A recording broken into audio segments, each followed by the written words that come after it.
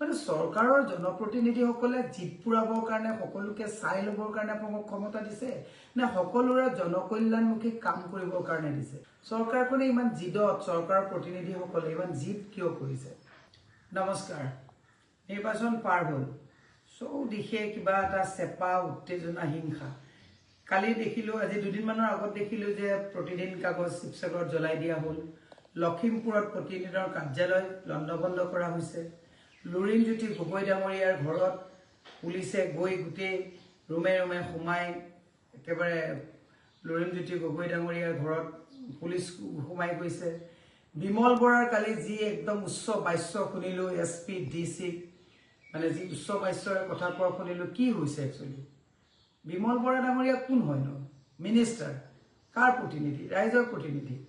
ইমান যে একদম উচ্চ বাস্যৰে কথাবিলাক যে কৈ পেলাই যে তেওঁলোকে ক'ব বিচাৰিছে, এইবিলাক মানে একচুৱেলি মানুহৰ ক্ষমতাই মূৰত ধৰাৰ এটা মানে প্ৰক্ৰিয়া বুলি ভাবিছোঁ। আজি আকৌ ৰাতিপুৱা পুৱাৰ পৰা উঠিয়ে খবৰ কাগজত দেখিলোঁ প্ৰতিদিন গোষ্ঠীৰ নিতুমণি শইকীয়া ডাঙৰীয়া মুখ্য সম্পাদক, তেখেতক হাউচিঙৰ ঘৰ খালী কৰিবলৈ দিয়া হৈছে।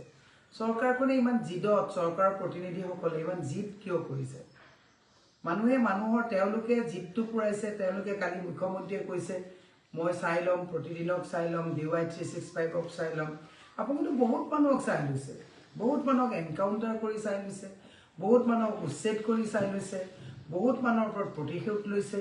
কুংকি চৌধুৰীৰ ছ'চিয়েল মিডিয়াৰ ল'ৰাবিলাকক থানাত নি পেলাই গোটেই ৰাতি আপোনালোকে তাত থৈ পেলাই তেনেকৈ চাইছে। মানে চৰকাৰৰ জনপ্ৰতিনিধিসকলে জিত পুৰাবৰ কাৰণে সকলোকে চাই ল'বৰ কাৰণে আপোনাক ক্ষমতা দিছে নে সকলোৰে জনকল্যাণমুখী কাম কৰিবৰ কাৰণে দিছে?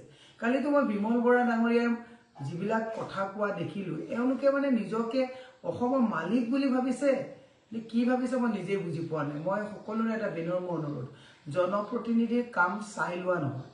জনপ্ৰতিনিধিৰ কাম যে আপোনালোকে যদি ইমান ভাল কামেই কৰিছে, ইমান আপোনালোকে উচ্চ বাস্যক কিয় কৰিবলগীয়া হৈছে? ৰিপৰ্ট কাৰ্ড দেখুৱালেতো আপোনালোকে ইলেকশ্যনত একেবাৰে 126টাত 126টাই পাব লাগে যদি ইমান ভাল কাম কৰিছে।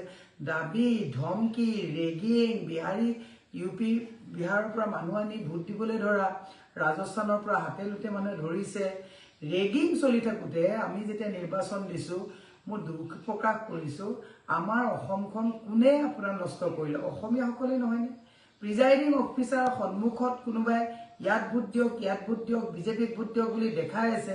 প্ৰিজাইডিং অফিচাৰসকল নিষ্প্ৰভ। BLO সকলক বোলে আগদিনাখন ৰাতিয়ে কাক ভোট দিব, কি কৰিব, তেনেকুৱা অধিকাংশ BLO এংগেজ কৰা হৈছে। মই সকলোকে কৈছোঁ, কিমান টকা পইচা দিব? 5,000, 10,000 বা আপোনালোকক ট্ৰান্সফাৰ কৰিব?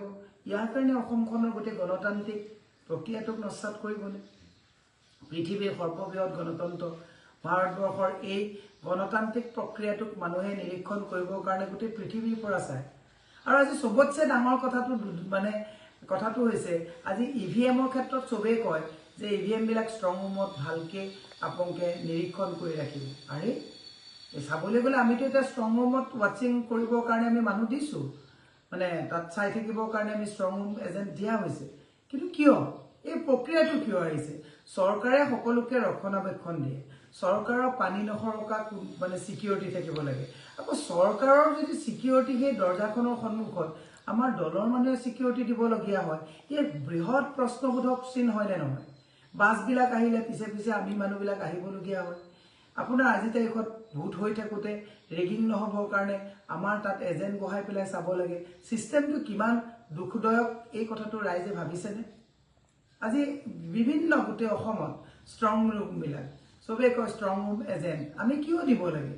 চৰকাৰৰ যিহেতুকে EVM গণতান্ত্ৰিক প্ৰক্ৰিয়াত আহিছে, EVM বিলাক থ'ব, এমাহৰ পিছত গণনা কৰিব, তাত আৰ্মি বা কোনোবা থাকে যাতে চুৰ ডকাইত নহ'বৰ কাৰণে।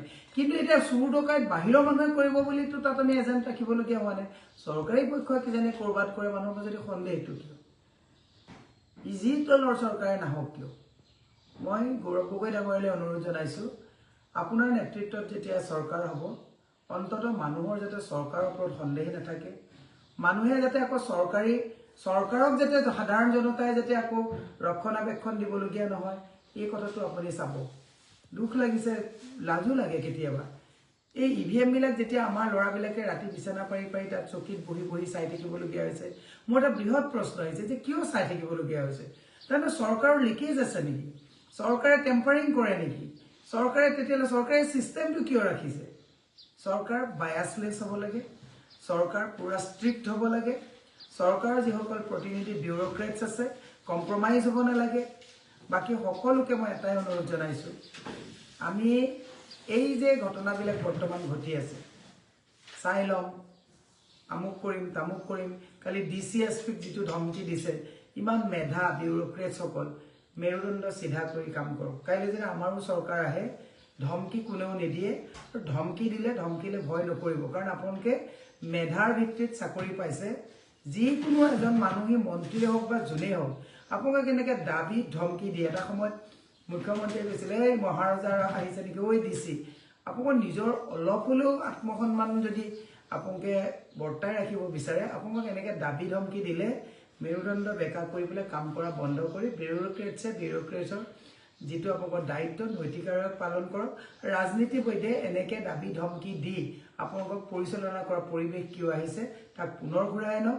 আৰু সংবাদ গোষ্ঠীৰ ওপৰত মানে আপোনালোকৰ সত্য কথাখিনি, আপোনালোকৰ জনকল্যাণ বিমুখী কথা লিখিলেও অফিচ ভাঙি দিয়া, ঘৰ খালী কৰিবলৈ দিয়া, ক'ৰবাত পেপাৰ জ্বলাই দিয়া, এই কামবিলাক চৰকাৰে বন্ধ কৰক। হিমন্ত বিশ্ব শৰ্মাক কৈছোঁ শান্ত হওক। মানে যেতিয়া বতাহ ধুমুহা আহে আমিও মন্ত্ৰ গাওঁ যাতে বতাহ ধুমুহা আহি শান্ত হওক। আপুনি এই শান্ত হওক, শান্তিৰে কাম কৰক, এইখিনিয়ে কামনা কৰিছোঁ। ধন্যবাদ।